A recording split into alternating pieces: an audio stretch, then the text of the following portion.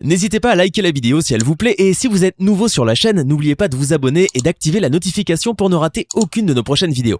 On commence. Bonjour et bienvenue à tous. Dans la course au vaccin contre le coronavirus, la Russie semble avoir déjà gagné. En effet, le mardi 11 août, à la surprise générale, le président russe Vladimir Poutine a annoncé lors d'une visioconférence que la Russie a développé le premier vaccin contre le coronavirus, censé offrir une immunité durable. Et pour appuyer ses propos, il a affirmé que le vaccin avait même été administré à l'une de ses filles. Il paraît donc que cet antidote, baptisé Sputnik 5, serait bel et bien efficace. D'ailleurs, il attirerait déjà les foules puisque plus d'1 milliard de doses ont déjà été précommandées par 20 pays étrangers. Cependant, plusieurs scientifiques restent sceptiques par rapport à cette annonce, et non sans raison. Actuellement, plusieurs interrogations planent autour de l'efficacité de ce vaccin. Alors les Russes ont-ils réellement inventé le tout premier vaccin au monde contre le coronavirus? Est-il aussi efficace qu'on le prétend? Pour le découvrir, restez avec nous jusqu'à la fin. La course au vaccin à travers le monde. Alors que la pandémie du coronavirus a déjà fait près de 750 000 morts à travers le monde, un vaccin semble être désormais la seule solution pour endiguer le virus. Ainsi, depuis plusieurs mois, les grandes puissances mondiales se sont lancées dans une course effrénée pour trouver le plus rapidement possible un vaccin efficace contre la maladie. L'OMS a même recensé le 31 juillet 139 candidats vaccins qui sont en stade appelé préclinique, où il faut mener des tests sur les animaux, et 26 en stade clinique pour être testés sur l'homme.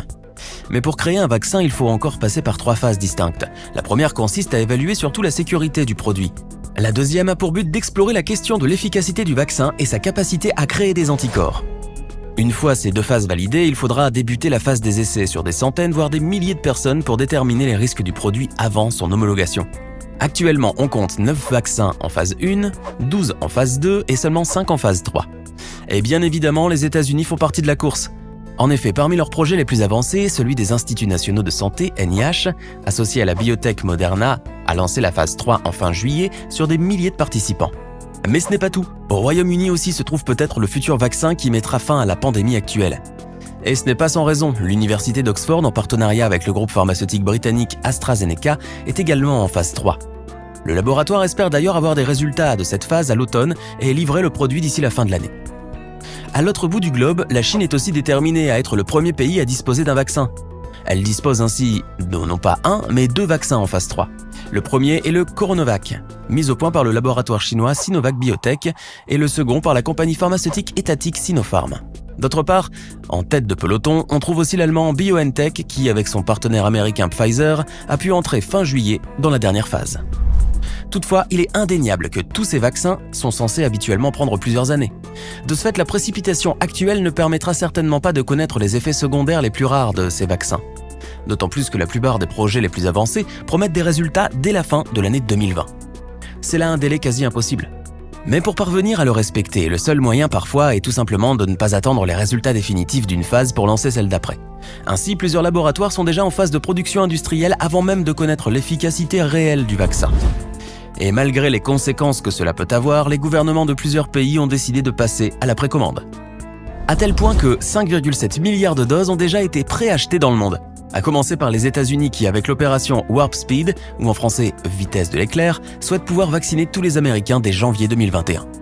Par conséquent, après avoir financé plusieurs essais cliniques, Washington parie sur plusieurs chevaux et a investi des milliards de dollars dans l'espoir de voir au moins un vaccin qui puisse procurer une immunité aux Américains. On verra donc ce qui sera le plus efficace à la fin. Cette manière de procéder aura toutefois pour conséquence de faire perdre aux États-Unis des sommes colossales puisqu'ils ont déboursé au moins 9,4 milliards de dollars auprès de 7 développeurs de vaccins et signé des contrats d'approvisionnement avec 6 d'entre eux pour recevoir à terme plusieurs millions de doses.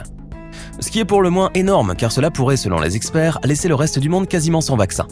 Par ailleurs, les développeurs de vaccins Oxford, AstraZeneca et Sanofi GSK devraient fournir jusqu'à 700 millions de doses à eux deux à la Commission européenne. Quant au Japon, il s'est déjà assuré 490 millions de doses. C'est le cas aussi du Brésil, du Royaume-Uni et de bien d'autres pays qui, eux aussi, ont commandé en masse des doses pour avoir un remède éventuellement efficace contre le Covid-19.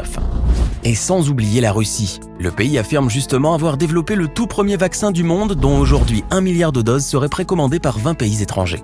Ce vaccin, qui n'existe pas encore, semble faire l'objet de tous les fantasmes.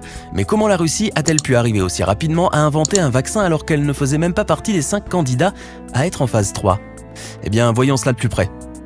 Avant de poursuivre cette vidéo, voici la question du jour. Qui a inventé le vaccin contre la rage ? Est-ce option A, Louis Pasteur ? Option B, Charles Darwin ? Option C, Gregor Mendel ? Écrivez la bonne réponse dans les commentaires et nous verrons en fin de vidéo si vous avez eu raison. La Russie a son vaccin contre le coronavirus. On reprend. Le mardi 11 août, le président russe Vladimir Poutine a fait une annonce de taille. Il a pris le monde entier de court en affirmant que la Russie avait développé le premier vaccin contre le nouveau coronavirus lors d'une visioconférence avec des membres de son gouvernement retransmise à la télévision. Il s'agit donc là d'un traitement qui offrirait une immunité longue pouvant durer 2 ans grâce à 2 injections successives. D'ailleurs, ce vaccin serait tellement efficace qu'il a été administré à l'une des filles du chef du Kremlin. Sans surprise, le ministère de la Santé russe a évidemment donné une autorisation réglementaire de développement à l'Institut Nikolai Gamaleya, un centre de recherche d'État en épidémiologie et microbiologie situé à Moscou, à l'origine de ce nouveau vaccin. Apparemment, le remède a passé tous les tests nécessaires et il sera produit dès septembre pour le personnel médical et les enseignants. Et ce n'est qu'au 1er janvier 2021 que la population pourra elle aussi être vaccinée. Pourtant, le vaccin, baptisé Sputnik 5 en référence au satellite soviétique, premier engin spatial mis en orbite, devrait avoir débuté la phase 3 le mercredi 12 août, selon les déclarations de Kirill Dmitriev, le président du Fonds souverain. Comment est-il donc possible que le premier vaccin au monde contre le coronavirus ait été développé avant même la fin de la dernière phase, diriez-vous ?